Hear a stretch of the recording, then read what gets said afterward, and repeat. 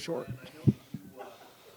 Jameson Williams was your guy during the recruiting process. Yep. And, had a lot of comparisons, as you are well aware of, to Ted Ginn. And that first touchdown of his career kind of looked like Teddy a little bit, I think. Am I crazy? Oh, that's a different story. I would say,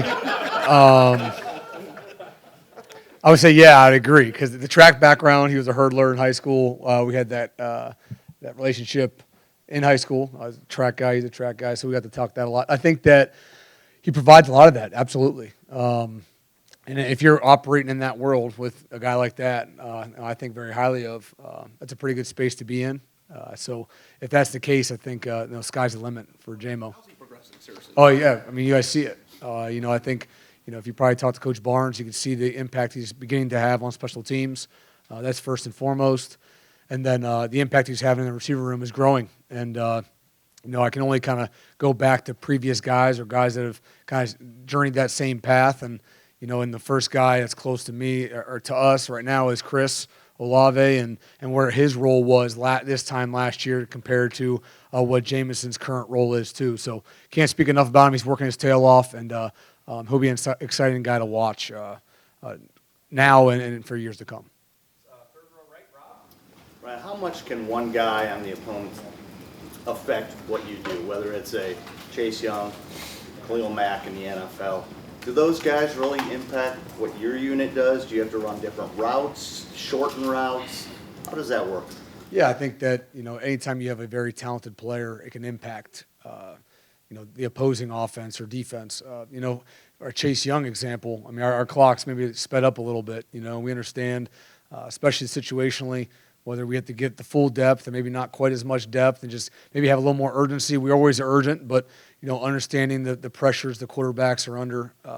DB also, probably affects the quarterback's approach on how maybe he reads the field. So anytime you have an impact player on the field, there can be, ripple effects throughout the game plan. But in the end, we got to make sure we compete against the highest and we expect the best. And so I think that, although they can impact game plans and maybe in-game play, still got to play football. It's not just we're going to do what we do no matter what. You always hear that, but that's not really accurate. No, I think for overall it is. That is accurate. I just think maybe you have to also be smart and put guys in a situation, and maybe we help with the running backs coming out of the backfield. Maybe he chips on his way out and just gives so things that are easy on our end but make things more difficult for them. We maybe try to do whether it be. We feel like there may be a certain DB. Maybe we just motion a little bit, get some free access, and now run the same route we're just going to run. But obviously, we're going to help out our players. Our jobs as coaches is to get our guys in position to make plays. To me, I think the players, it's their job to make the play, but it's our job to help them put them in great positions to do so. Front row right, Bill. When the season started, you guys were very optimistic, even though you lost the three that you lost last year, that this would be a very good unit. It's proven to be that way. Why do you think, other than just raw talent, it has been? Why do you think that there's been no drop-off? I think that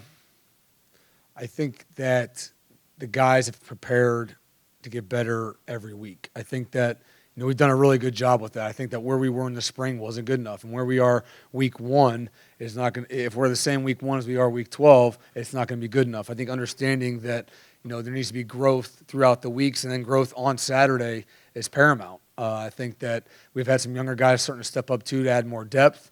I think overall the guys have been very unselfish. I think that we attained a lot of things we did positively last year, and then we're also adding some new things because we're kind of a different offense than we were last year. So, I think that again, it's really on them. They've bought in.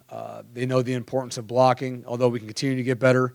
They know the importance of route running and the urgency and helping the quarterback. So, like I said, I think that it's really easy to remember how we were week 12 and 14 last year, and that be the image of who we were as a receiving corps, and then judge us on week 1 this year. I think if you were to, retrospect, we probably weren't where we wanted to be week 1 last year either, but then we finished where we needed to be. So as long as we continue to progress, I think, we continue to get better, we'll again have hopefully that same feeling this time next year. Ben Victor is a guy that the whole time he's been here, potential. Is he reaching that now? Well, I think anyone that comes to Ohio State has potential, or they wouldn't be here. So I think that Ben Vick obviously has a stature that maybe some guys don't have. He passes the look test more maybe than others. So to have that feeling for him, but yeah, and you guys see it. I mean, he's being a huge leader in our room. He's doing a great job on the field, and he'll even tell you he could be better. So if he truly believes that, we're on the right page. If we think that we've made it and now we can kind of just do what we've done, that's not going to cut it. So until we continue to grow and do things we haven't done yet, then we'll continue to make those steps. Fourth row left, Andy. Yes, Coach. As these younger players continue to step up and even looking further ahead, with some of the great talent that you recruited, how deep can the receiver rotation go, do you think, for this team, or is there a cutoff? It's on them. To me, I think that, in practice, you like to put the guys in position to at least get that 1 or 2 reps in a practice before you can actually do it in a game. Well, we don't have a ton of reps in practice. Everyone can get the same amount of reps and get the same looks and get the same feel. So if we can't get that done and if we make mistakes, then we can't do that. So really the ownership's on the young men, and they've done a phenomenal job with it. So if we're able to, learn from each other, if Ben Vick gets the rep at a certain position, does, Garrett Wilson and Jameson and Austin Mack also have that same mental rep, even though physically they didn't do it, because we can't give everybody the reps. So our ability to play that way, both psychologically and physically, if we can do that, then more guys can play. Looking ahead, I kind of only get to Saturday at a time, but I'd like to say that everything that's on the field is earned. And as quickly as it's earned, it can be lost because we're only as good as our last rep and we're only as good as our last game. And, I think in sports we have amnesia. We forget everything that's already just happened. So, which is good. And I think that the guys understand that. And I think that week to week, we're either earning more playing time or reaffirming why we're on the field. It's either one or the other. So I think that we've done a good job with that. Third row left, Dan. You were asked about Jameson Williams. When you have someone like that who's progressing and you have all this talent that's in front of him, how do you balance that in terms of finding a way to get Jameson into the rotation? I think that that's always the battle, right? I mean, in the end, you get what you earn. He's earning more opportunities. I think the guys that are also, quote unquote, in front of him are doing a great job as well. So, again, there's only so many snaps. So if we truly buy into, I have 7 snaps, don't care what they look like, and they continue to grow and we continue to do more, then we try to put guys in more position. I think special teams is a great opportunity to also make an impact on the game.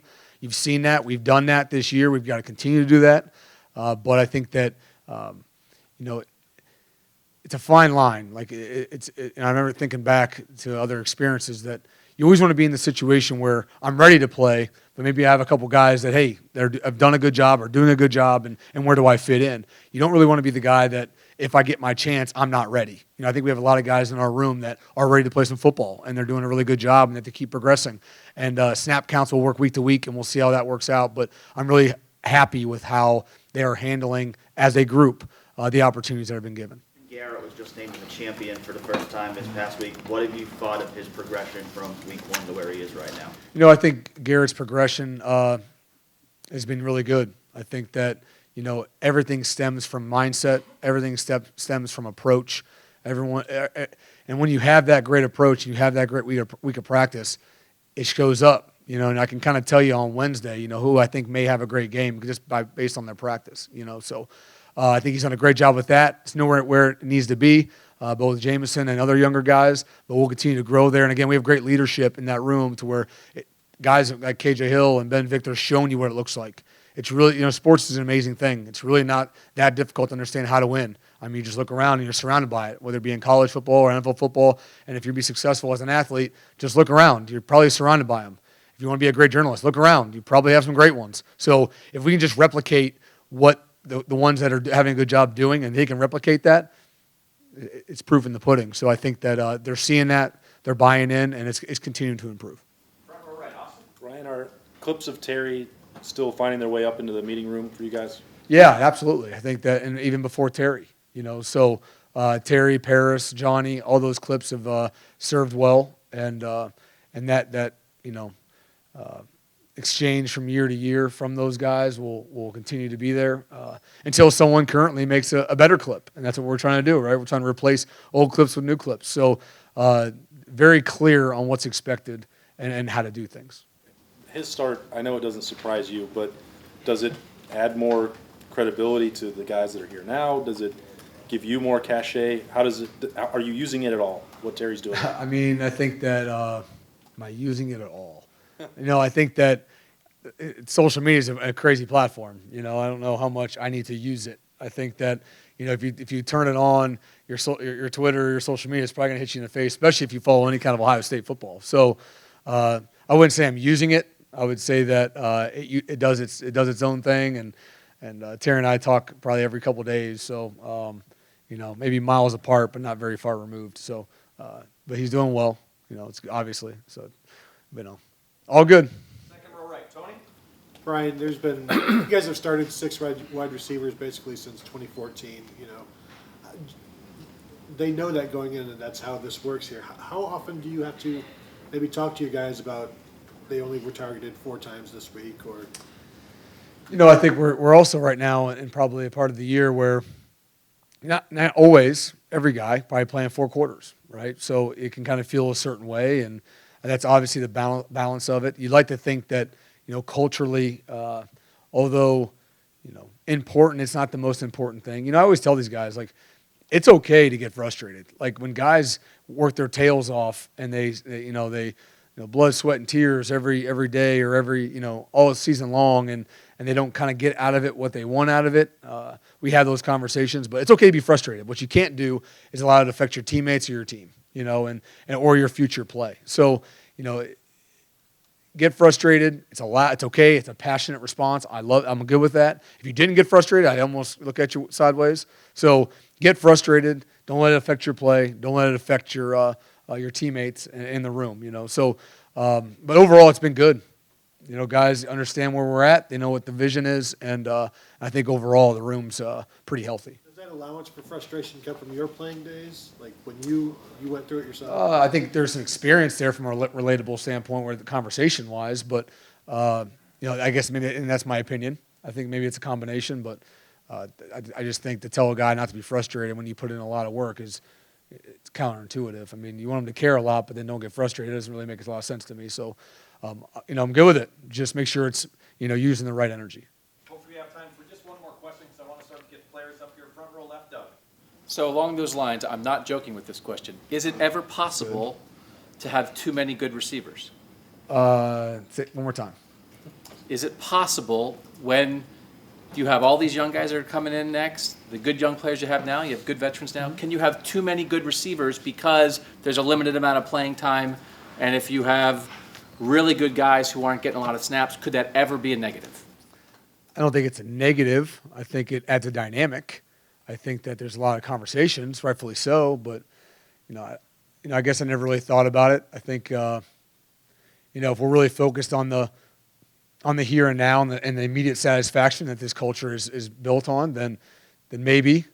But I think that if we keep in sight the long-term goals, not only for the individual but for the team, then that should be easily handled with grace. I think that I don't think that having you wanting to be the best doctor.